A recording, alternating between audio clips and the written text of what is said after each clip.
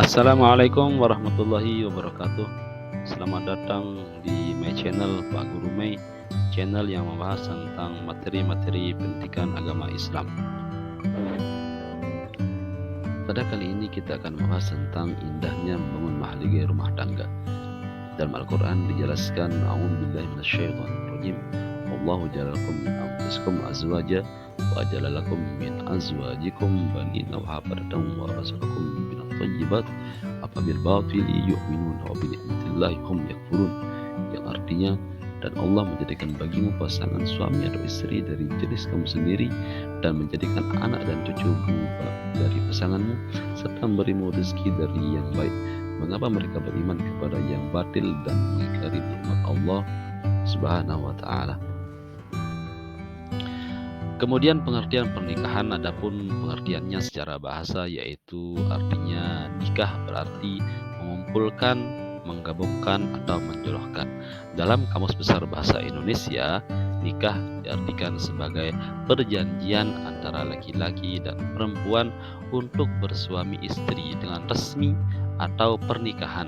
Sedangkan menurut syariah, nikah berarti akad yang menghalalkan pergaulan antara laki-laki dan perempuan yang bukan mahramnya, yang menimbulkan hak dan kewajiban masing-masing istri atau suami.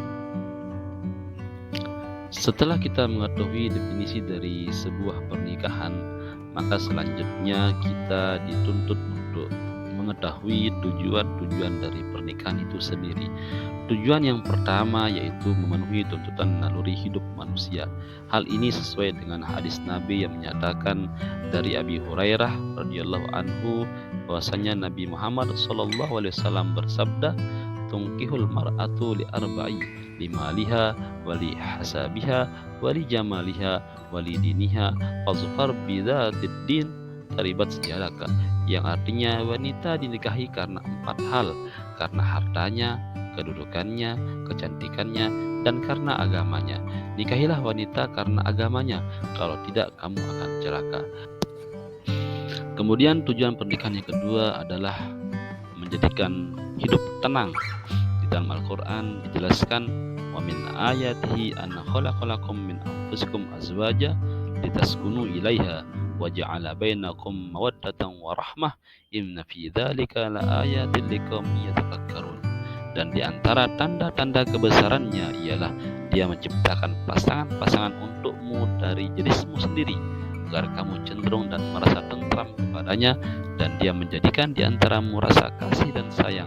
Sungguh pada yang demikian itu benar-benar terdapat tanda-tanda kebesaran Allah bagi kaum yang berpikir. Kemudian tujuan yang ketiga dari pernikahan adalah untuk membentengi akhlak. Rasulullah SAW bersabda, "Wahai para pemuda, barang siapa di antara kalian berkemampuan untuk nikah, maka nikahlah, karena nikah itu lebih menundukkan pandangan dan lebih membentengi farji atau kemaluan. Dan barang siapa yang tidak mampu, maka hendaklah ia berpuasa, karena berpuasa itu dapat membentengi dirinya." Hadits riwayat Bukhari Muslim. Kemudian tujuan yang keempat dari pernikahan adalah untuk meningkatkan ibadah kepada Allah Subhanahu wa taala. Rasulullah SAW bersabda, "Jika kalian bersetubuh dengan istri-istri kalian termasuk sedekah." Mendengar sabda Rasulullah SAW tersebut, para sahabat keheranan dan bertanya, "Wahai Rasulullah, seorang suami yang memuaskan nafsu birahinya terhadap istrinya akan mendapatkan pahala?"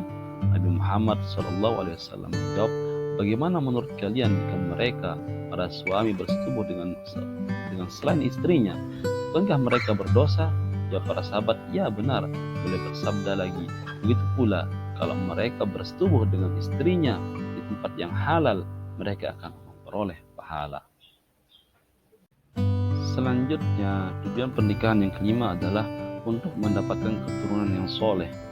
Wallahu ja'ala lakum min anfusikum azwaja wa ja'ala lakum min azwajikum banina wa hafadatan wa razaqakum minat thayyibat afabil batili yu'minuna wa bi ni'matillahi hum yakfurun. Allah SWT berfirman, telah menjadikan diri-diri kamu itu pasangan suami istri, dan menjadikan bagimu dari istri-istrimu itu anak-anak dan cucu-cucu. dan memberimu rezeki yang baik-baik, maka mengapalah mereka beriman kepada yang batil dan mengingkari nikmat Allah Subhanahu wa taala. Quran surat An-Nahl ayat 72. Dan tujuan yang keenam dari sebuah pernikahan adalah untuk menegakkan rumah tangga yang islami. Di dalam Al-Quran disebutkan bahwa Islam membenarkan adanya talak atau perceraian jika suami atau istri sudah tidak sanggup lagi mempertahankan keutuhan rumah tangga. Firman Allah Subhanahu wa taala, talak yang dapat dirujuki 2 kali, setelah itu boleh rujuk lagi dengan cara ma'ruf atau menceraikan dengan cara yang baik. Tidak halal bagi kamu mengambil kembali dari sesuatu yang telah kamu berikan kepada mereka, kecuali kalau keduanya khawatir tidak akan dapat menjalankan hukum-hukum Allah Subhanahu wa taala, maka tidak ada dosa atau atas keduanya tentang pembayaran yang diberikan oleh istri untuk menebus dirinya. Itulah hukum-hukum Allah Subhanahu wa taala, maka janganlah kamu melanggarnya. Barang siapa yang melanggar hukum-hukum Allah, mereka itulah orang-orang yang zalim.